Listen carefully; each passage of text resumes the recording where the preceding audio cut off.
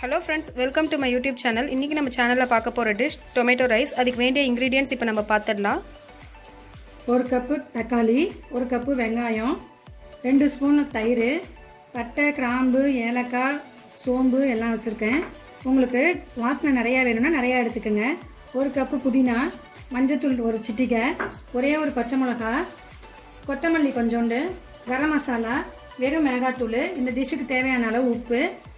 இது 1 கப் அரிசிக்கு 2 கப்பு தண்ணி வச்சு கிளஞ்சிட்டு நான் ஊற வச்சு வச்சுருக்கேன் ஒரு 1/2 அன் ஹவர் முன்னாடியே. ஒரு கடாயில் எண்ணெய் விட்டு நம்ம வேண்டிய மசாலா பொருள்லாம் சேர்த்துக்கலாம். மசாலா நல்லா வாசனை வந்துருச்சு. இப்போ இது கூட ஆனியன் ஆட் பண்ணிக்கலாம்.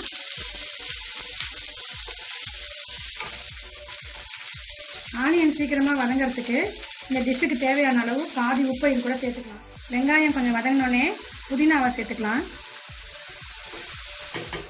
இப்போ பச்சை மிளகாயும் சேர்த்துக்கலாம். ஃபஸ்ட்டு இஞ்சி பூண்டு பேஸ்ட் 1 ஸ்பூனு,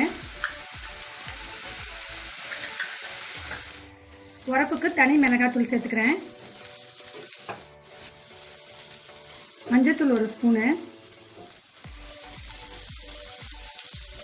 இப்போ பொடிசாக நறுக்கி வச்சுருக்க தக்காளியை சேர்த்துக்கிறேன். இப்போ ஒரு 2 ஸ்பூனு தயிர் ஆட் பண்ணிக்கோங்க. இந்த தயிர் புளிக்காமல் இருக்கணும். இப்போ ஒரு 1/4 டீஸ்பூனு கரம் மசாலா பொடி ஆட் பண்ணிடுறேன். இந்த டிஷ்ஷுக்கு தேவையான மீதி உப்பு இது கூட சேர்த்துடலாம். இது கூட அரிசியை சேர்த்து ஒரு 2 மினிட்ஸ் நல்லா வதக்கிக்கிங்க. 1 கப் அரிசிக்கு 2 கப்பு நான் தண்ணி அளந்து வச்சுருக்கேன். அதை இது கூட ஆட் பண்ணிக்கலாம். இப்போ நல்லா கொதி வந்துருச்சு. இந்த டிஷ்ஷை மூடியை போட்டு சிம்மில் வச்சுருங்க. 10 நிமிஷம் கழித்து திருப்பி எடுத்து கிளறி விட்டுக்கலாம். இப்போ தக்காளி சாதம் நல்லா வெந்துருச்சு.